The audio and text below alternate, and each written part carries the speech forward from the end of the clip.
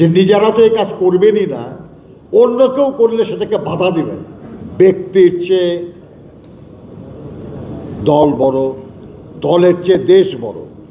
কারো যে কোনো পর্যায়ের যে কোনো নেতা বা কর্মীর আচরণে যদি জনগণ অসন্তুষ্ট হয়, জনগণ ভীত হয়, সন্ত্রস্ত হয়, তাহলে ক্ষতিগ্রস্ত তো দল হবে, গোটা দল।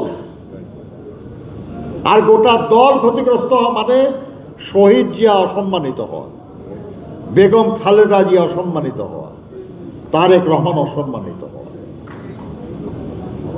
আমি আপনাদের একেবারে বিনীতভাবে অনুরোধ করব যে নিজেরা তো এই কাজ করবেনই না, অন্য কেউ করলে সেটাকে বাধা দিবেন। এক্সট্রিম মশার কয়েল প্ল্যান্ট ফাইবার দিয়ে তৈরি, ডেঙ্গু, চিকুনগুনিয়া বাহি সহ যে কোনো মশার বিরুদ্ধে দেয় এক্সট্রিম সুরক্ষা।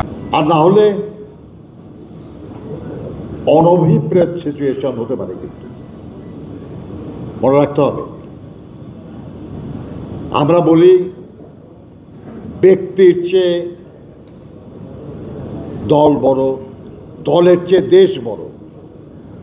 দেশের স্বার্থ রক্ষায় দলকে শক্তিশালী করতে হবে, দলকে মর্যাদাবান করতে হবে।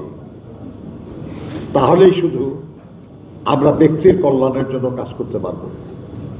কিন্তু ব্যক্তি অনেক গুরুত্বপূর্ণ এই কারণে যে ব্যক্তি দল গঠন করে এবং দলই রাষ্ট্রের কল্যাণ করতে পারে।